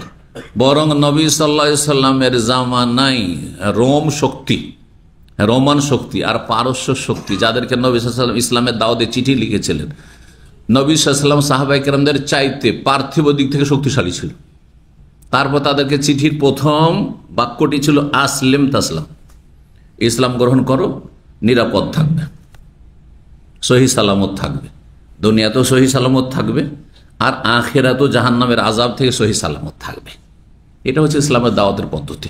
কিন্তু আমরা ধীরে ধীরে ধীরে ধীরে এত দুর্বল হয়ে গেছি, বিভিন্ন রকমের এই দিক সেদিক থেকে সরাসরি এই কথা বলার সাহসী নেই যে আসলেম তাসলাম, ইসলাম কবুল করো, সহি সালামত থাকবে। জি, কত দূর পৌঁছেছি আমরা। আল্লাহ আমাদের এই দুর্বলতা দূর করুন। তো বলছেন যে গিয়ে ইসলামের দাওয়াত দেব, আখবিরহুম বিমা ইয়াজিবু আলাইহিম মিন হাক্কিল্লাহি ফি, আর তারপরে তাদেরকে জানিয়ে দিও যে আল্লাহর অধিকারের ক্ষেত্রে, হকের ক্ষেত্রে তাদের উপর কি ফরজ ওয়াজিব। মানে ইসলাম কবুল করলে শুধু কালেমা পড়া নয়, ইসলাম কবুল করে 5 ওয়াক্ত সালাত আদায় করতে হবে, পয়সা থাকলে যাকাত দিতে হবে, তার একটা নেশাব আছে, মাসাইল জানতে হবে তোমাকে, রমজান মাসের রোজা সিয়াম পালন করতে হবে, ইত্যাদি ইত্যাদি। কারণ 7ম হিজরির ঘটনা, তখন রোজা ফরজ হয়ে গেছে। জি, এইভাবে তাড়াতাড়ি করে লড়াই শুরু করে দেবে না, বরং ইসলামের দাওয়াত দেবে। ফাওয়াল্লাহি, আল্লাহর কসম করে বলছে, লা ইয়াহদি আল্লাহু বিকা রাজুলান ওয়াহিদান, তোমার দ্বারা যদি একজন মানুষকে আল্লাহ হিদায়াত করে, বেশি নয়, কয়জন? কাকে বলছেন? আলীকে যদি বলেন যে একজন তোমার দ্বারা যদি হেদায়েত হয়, তাহলে আমার দ্বারা যদি, চিন্তা করুন, একজন হেদায়েত, কম বেনিফিট হলো। কোথায় আলী আর কোথায় আমি? চিন্তা করুন তো দেখি। তাহলে আপনি যদি চেষ্টা করেন, একজন সাধারণ মানুষ, আমি নামাজি হয়েছি, আমি কোরআন সুন্নাহর অনুসারী হয়েছি, শিরক বিদআত বুঝতে পেরেছি, সৌদি আরবে গিয়েছিলাম, শিখে এসেছি, আর আমি আমার গ্রামে কোনো আলেম নেই, আর আলেমরা থাকলেও হক কথা বলে না, তাহলে আপনি মানুষকে হেদায়েত করার চেষ্টা করেন। একজন যদি হেদায়েত হয় যথেষ্ট আপনার জন্য। জরুরি না যে কেউ আমার কথা শুনতে চাই না। 500 লোক বাস করে আপনার গ্রামে, কেউ শুনলো না, একজন শুনলো, এমনকি নাও যদি শুনে, আপনি তাদের কাছে সহি দাওয়াত, বিশুদ্ধ আকীদা আর সঠিক ইসলামের কথা তুলে ধরেছেন, যথেষ্ট। আপনার দায়িত্ব পালন করে দিয়েছেন, আপনার দায়িত্ব আপনি পালন করেছেন। কখনো নিজেকে আপনি ছোট মনে করবেন না, তুচ্ছ মনে করবেন না যে আমি অপদার্থ, আমার দ্বারা কি বা হবে, আমি একটা মূর্খ মানুষ, আমার দ্বারা কি হতে পারে। আপনার মাধ্যমে আল্লাহ রাব্বুল আলামিন মানুষের অন্তর খুলে দিতে পারেন। সেই জন্য আপনি আপনার করণীয় করুন, আর হেদায়েতের মালিক আল্লাহ রাব্বুল আলামিন। জি, একজনকেও যদি আল্লাহ হেদায়েত করেন তোমার মাধ্যমে, খাইরুল লাকা, আলী তোমার জন্য সেটা বেশি উৎকৃষ্ট হবে দুনিয়ার সবচাইতে মূল্যবান সম্পদের চাইতে। সেই যুগে তা ছিল লাল উট। আরব দেশে উটের দাম ছাগল গরুর চাইতে বেশি ছিল সেই জামানায়। হ্যাঁ, আর গরু তো আরব এমনি কম ছিল, তো ছাগল, হ্যাঁ, দুম্বা, এসবের চাইতে দাম কিসের বেশি? আর আরবদের মূল্যবান সম্পদ উট। হ্যাঁ, যে উটের পালের মালিক সে তো বড় ধনী মানুষ। এখনও যারা উটের পালের মালিক তারা অনেক সচ্ছল মানুষ, যদিও তারা হয়তো আপনার বেদুইনদের মধ্যে জীবনযাপন করছে, কিন্তু তারা অনেক সুখী। তো আর তার মধ্যে যদি আমার লাল উট সেটা হয়, কারণ লাল উট হচ্ছে বিরল, সাধারণত পাওয়া যায় না। লাল উট যদি হয় তাহলে সেটার দাম আরো বেশি, সবচেয়ে মূল্যবান। তো একটা লাল উট পেলে দুনিয়াদার মানুষ যত খুশি হয় তার চাইতে বেশি খুশি হবে তুমি যদি একটি লোককে হেদায়েত করতে পারো। কারণ এটা আল্লাহ রাব্বুল আলামিন তোমার আমল নামায়, নেকির খাতাতে, হ্যাঁ, জমা রাখবেন, এবং সেটা তোমাকে উচ্চ সম্মান দেবে জান্নাতে। জি, সেটা স্থায়ী। কিন্তু লাল উট কোনো কাজে আসবে না। লাল উট যদি আল্লাহ সন্তুষ্টের জন্য ব্যয় করা হয়, অথবা যে কোনো সম্পদ যদি আল্লাহর সন্তুষ্টের জন্য ব্যয় করে, তাহলে সেটা কাজে আসবে। না হলে যেমন নবী সাল্লাল্লাহু আলাইহি ওয়াসাল্লাম বলেছেন যে আকালতা ফাফনাইতাম, দুনিয়ার যা ধন দৌলত আছে খেয়ে নিলেন, খেয়ে দিয়ে হ্যাঁ কি করলেন, হ্যাঁ লোড আনলোড করলেন, খেলেন, আর তারপর হজম হয়ে বেরিয়ে চলে গেল। না বের হলো এক বিপদ, ঠিক না? কত খারাপ জিনিস। তাহলে চিন্তা করুন যে আপনি খেলেন 5 ঘন্টা আগে, আর তারপরে যদি 5টা 7টা 10টা দিন যদি পেটে সেটা জমে থেকে যায়, তাহলে আপনি লক্ষ লক্ষ টাকা দিয়ে সেটাকে বের করার ব্যবস্থা করবেন, যে বাঁচাও বাঁচাও, কারণ খেয়েছি সেটা নিকাশ হচ্ছে না, বেরোচ্ছে না। আল্লাহু আকবার। কিসের মূল্য তাহলে? পয়সার কোন মূল্য আছে?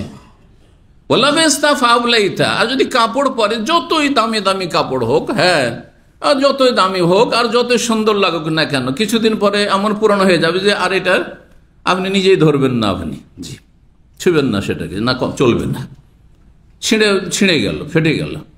আর তাসাদ্দাকতা ফামজাই, যে দান খেরাত করতে পারো সেটা আল্লাহর কাছে তুমি পৌঁছে দিলে, সেটা আল্লাহর কাছে তুমি জমা রাখতে পারলে। জি, আল্লাহ যেন তৌফিক দান করেন।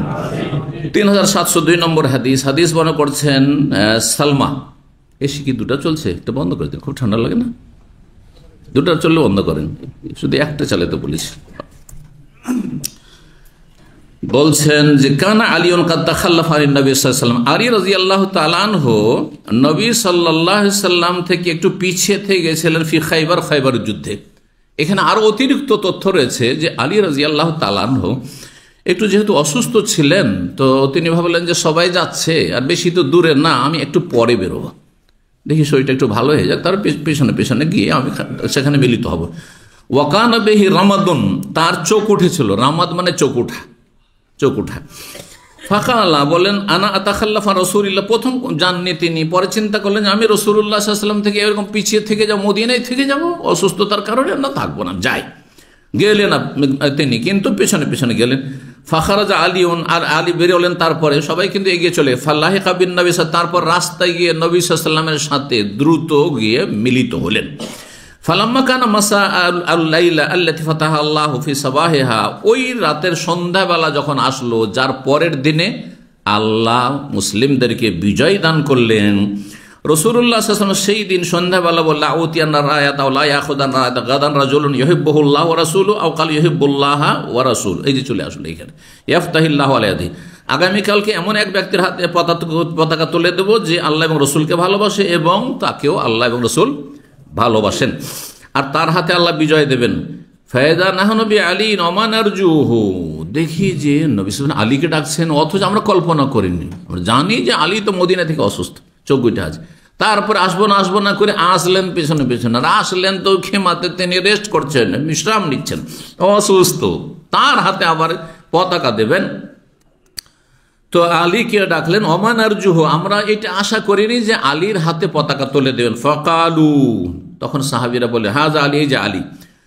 আলীকে যেহেতু খোঁজ করছিলেন নবী সাল্লাল্লাহু আলাইহি ওয়াসাল্লাম, দেখতে পাচ্ছিলেন না, ফাআতাহু রাসূলুল আর-রায়া, পতাকা দিয়ে দিলেন তার হাতে তুলে। ফাফাতাহাল্লাহু আলাইহি, আল্লাহ তার মাধ্যমে খয়বরে বিজয় দান করেছেন।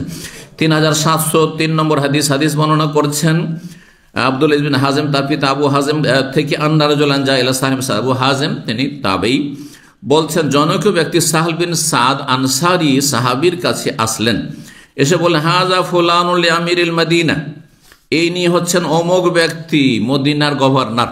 জি, মদিনার কোন এক গভর্নর সম্পর্কে, সে পরবর্তী ওমাইয়া যুগে, যেই যুগে কিছু অবিচার শুরু হয়ে গেছিল, জুলম অত্যাচার শুরু হয়েছিল, যেমন শাসকরা করে থাকে, ক্ষমতার অপব্যবহার করে থাকে। ইয়াদু আলিয়ান ইনদাল মেম্বারে, সেই ব্যক্তি আলী রাদিয়াল্লাহু তাআলা আনহুকে গালমন্দ করছে বা তাকে অভিশাপ দিচ্ছে মেম্বারের পাশে। কিছু কিছু লোক ছিল যারা শাম দেশে, যে মুআবিয়া রাদিয়াল্লাহু তাআলা আনহু ছিলেন, আর পরবর্তীকালে তিনি খলিফা হলেন, শাম দেশের প্রথম গভর্নর তিনি ছিলেন, আর তারপরে খলিফা হলেন। তো যখন ওই সিফিনের যুদ্ধে খানিকটা দূরত্ব, ভুল বুঝাবুঝিতে দূরত্ব শুরু হয়ে গেল আলী এবং মুআবিয়ার, তারপরে কিছু লোক ছিল অন্ধ ভক্ত, হ্যাঁ, কোন পক্ষের? শাম পক্ষের, অর্থাৎ মুআবিয়া রাদিয়াল্লাহু পক্ষের। আর কিছু ছিল, হ্যাঁ, আপনার আলী রাদিয়াল্লাহু পক্ষের। তো আলী রাদিয়াল্লাহু তাআলা আনহুকে গালমন্দ করছে। আলী রাদিয়াল্লাহু তাআলা ইন্তেকালের পরে যদি হয়, তাহলে সাধারণত এটা মুআবিয়া রাদিয়াল্লাহু তাআলার জামানায় হয়নি, বিশেষ করে মুআবিয়ার পরে যখন ইয়াজিদের যুগ আসলো, তখন আরো কিছু জুলুম অত্যাচার বড়। মুআবিয়ার যুগ আলহামদুলিল্লাহ কোনো জুলম হয়নি, যদিও সাহাবায়ে কেরামদের মাঝে ভুল বুঝাবুঝি হয়েছিল আর খানিকটা দূরত্ব হয়েছিল, স্বাভাবিক ভুল বুঝাবুঝি হলে যেটা হয়, কিন্তু এই পরিস্থিতি তৈরি হয়নি, বিদ্বেষ শত্রুতা এটা এরকম হয়নি। কিন্তু পরবর্তীকালে কিছু লোক এত বিদ্বেষী ছিল যে আলী রাদিয়াল্লাহু তাআলা আনহুর সমালোচনা করত, গালমন্দ করত, মানহানি করত। তো ওই ব্যক্তি ছিল, যেহেতু ইয়াজিদ বা তারপরে যেসব শাসকগুলি ছিল তাদের পক্ষ থেকে গভর্নর মদিনা নিযুক্ত, কি করছে, মেম্বারের পাশে কি মেম্বারে চড়েও সে আলীকে গালমন্দ করতো বা আলীর সমালোচনা করতো রাদিয়াল্লাহু তাআলা আনহু।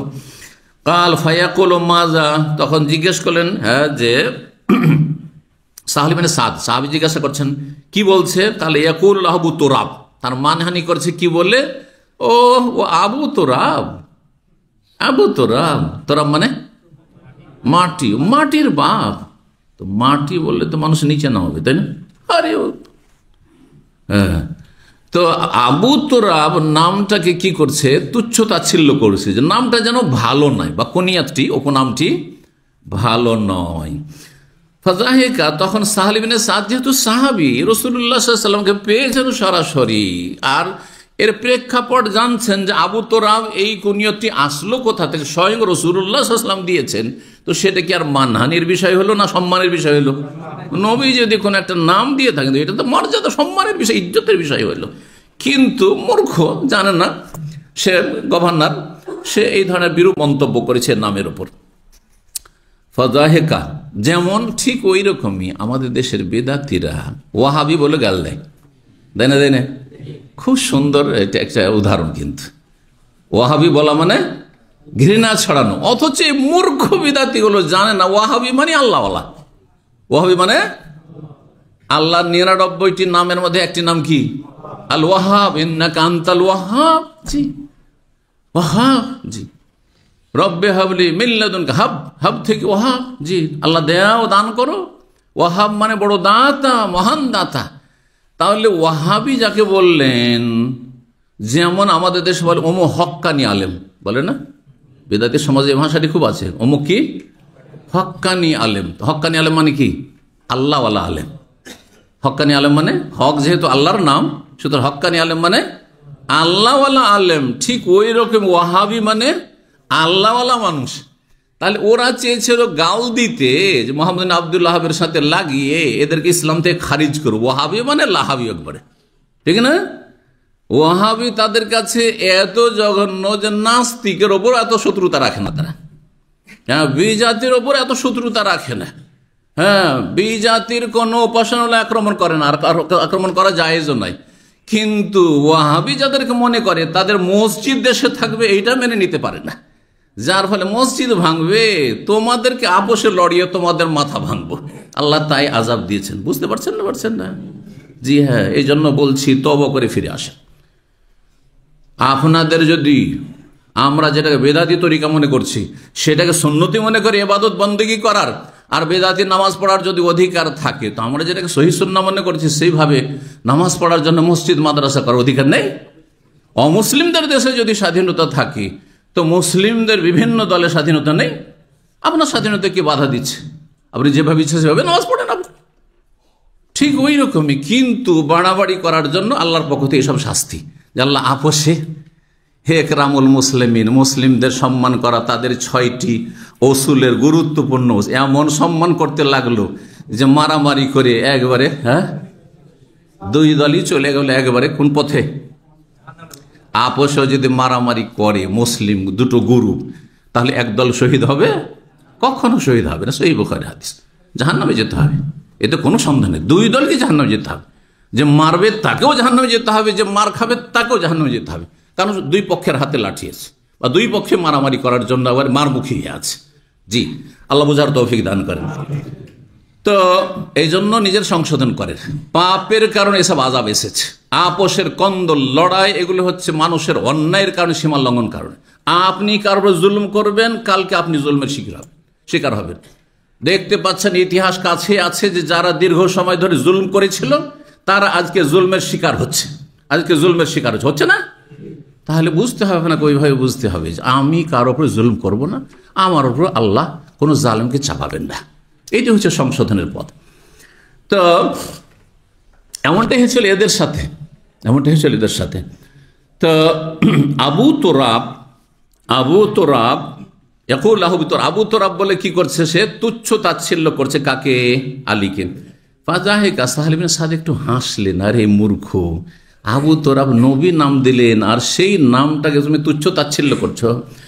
কাল ওয়াল্লাহি, আল্লাহর কসম করে, মা সাম্মাহু ইল্লা নবী সাল্লাল্লাহু আলাইহি ওয়াসাল্লাম, এই নাম তো একমাত্র নবী সাল্লাল্লাহু আলাইহি ওয়াসাল্লামই দিয়েছেন স্বয়ং, এই নাম তো নবীর দেওয়া। ওমা কানা লাহু ইসমুন আহাব্বা ইলাইহি, এই জন্যই আলীর কাছে সবচাইতে প্রিয় নাম ছিল আবু তোরাব।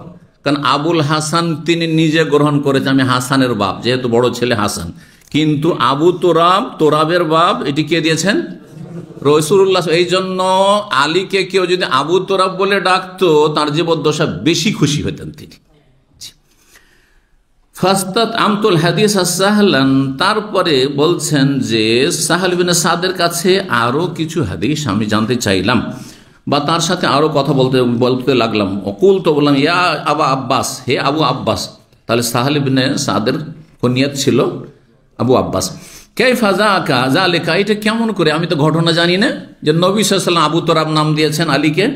কালা, একদিন ঘটনা ছিল এই যে দাখালা আলিউন আলা ফাতেমা, আলী রাদিয়াল্লাহু তাআলা আনহু বাড়িতে ফাতেমা আছে, মানে স্ত্রী আছে, ফাতেমা রাদিয়াল্লাহু তাআলা আনহার কাছে গেলেন। সুম্মা খারাজা, যাওয়ার পরে স্বামী স্ত্রীতে একটু মনোমালিন্য হয়ে গেল, কোনো কথা নিয়ে মনটা স্বামীর খারাপ হয়ে গেল, আলীর খারাপ হয়ে গেল। তখন সুম্মা খারাজা, তার সাথে সাথে বাড়ি থেকে বেরিয়ে গেলেন। তিনি বাড়ি থেকে বেরিয়ে গেলেন। আর বেরিয়ে গিয়ে যাবেন কোথায়? হ্যাঁ, দিমাগটা, মেজাজটা ঠান্ডা করার জন্য, যে রাগটা কমে যাক। ফাজতা জাফিল মসজিদে গিয়ে তিনি শুয়ে পড়লেন।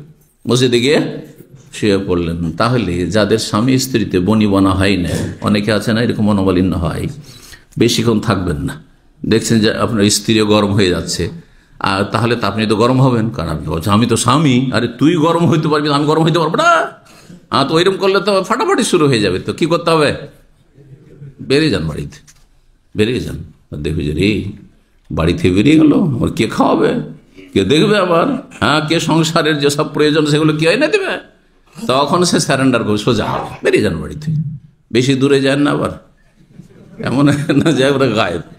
আচ্ছা, জি, তো বাড়ি থেকে বেরিয়ে যান কিছুক্ষণের জন্য, দূরে চলে গেলে আর তর্ক হবে না, কথা আগে বাড়বে না, আর মেজাজও গরম হবে না, মেজাজটা একাই চলে যাবেন, তখন ঠান্ডা করার সুযোগ আছে। আর সেটা যদি আপনি রাস্তাঘাটে আর মার্কেটে যেখানে শয়তান বেশি আছে সেখানে না গিয়ে যদি মসজিদে চলে যান তা আরও ভালো হবে, যে সেখানে গেলে অন্তত একটু দিনদারি আসবে আর আল্লাহমুখী হবেন, আর অশান্তি দুনিয়াতে হয়েই থাকে মানুষের।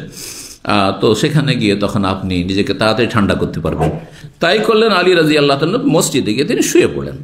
নবী সাল্লাল্লাহু আলাইহি সাল্লাম তখনই চলে এসেছেন বাড়িতে, তারপরে পরে মেয়েকে দেখতে চলে এসেছেন যে একটু খোঁজ নিয়ে আসি, পাশাপাশি বাড়ি। আইনা ইবনু আম্মিক, তোমার চাচাতো ভাই কোথায়? আরবরা এরকম বলতো। হ্যাঁ, কার চাচাতো ভাই? আলী, রসুলের চাচাতো ভাই, তাই না? ফাতেমার তো আর চাচাতো ভাই না, ফাতেমার সম্পর্কে কে? চাচা। চাচাকে কেমন করে বিয়ে করেছেন, ও চাচার সাথে কেমন করে বিয়ে দিয়েছেন? আমাদের দেশে তো মহা অপরাধ, এইরকম যদি কেউ বিয়ে করে এখনো অপরাধ অনেক জায়গায়। হ্যাঁ, চাচা হচ্ছে আপন চাচাই, শুধু চাচা। আপন চাচা বলতে আপন চাচা বাপ মা দুই দিক থেকে, অথবা বৈমাত্রীয় চাচা, বৈপিত্রীয় চাচা, আর একটা দুধ চাচা। এই চার চাচা ছাড়া পঞ্চম কোনো চাচা মাহারাম নয়। আমার ভাষাগুলি বুঝলেন না? আমাদের চাচতো চাচাও চাচা।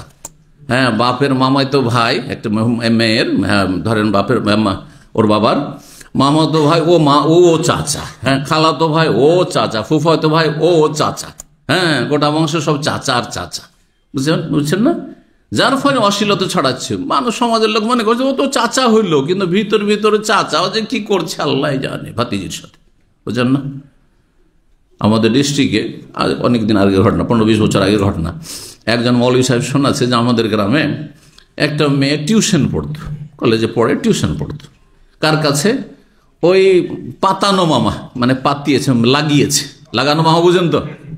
লাগিয়েছে, এই যে মামা। তো মা বাবা ভাবছে যে মামা পড়াচ্ছে ভাগ্নিকে। মামা পড়াচ্ছে কাকে? ভাগ্নিকে। এইদিকে মা এইরকম লাগানো ভাবিকে, ভাগ্নিকে টিউশন পড়াইতে নিয়ে হঠাৎ করে উধাও, কোথায় চলে গেছে, গায়েব করে দিয়েছে। বুঝতে পারছেন না? খবরদার। এই জন্য চাচা ভালো করে, শরীয়তে চাচা আপন চাচা। আর এ আলী আর ফাতেমা কোন সম্পর্ক? আপন চাচা, চাচতো চাচা। জি, চাচতো চাচা। জি, যদিও কাছের সবচেয়ে নিকটে চাচতো চাচা, চাচাতো চাচা, কিন্তু তিনি মাহারাম নন। আলী মাহারাম নন কার? হ্যাঁ, ফাতেমা। যদি মাহারাম হতেন তাহলে বিয়ে হারাম হতো। মাহারাম কাকে বলা হয়? যার সাথে স্থায়ীভাবে বিয়ে হারাম, তাকে মাহারাম বলা হয়। তো বলছেন যে তোমার চাচাতো ভাই। তাহলে চাচাতো ভাই কেন বললেন? আরবরা, এটা আরবদের বলার অভ্যাস, এটা যে কোনো লোককে ভাতিজা, চাচা এইভাবে বলা। যেমন আমাদের দেশে যদি কাউকে না চেনার একটু মুরব্বী হয় তাহলে কি বলে? চাচা। আজকাল চাচাটা বাদ দিয়ে এখন আঙ্কেল শুরু করেছে, ঠিক না? জি।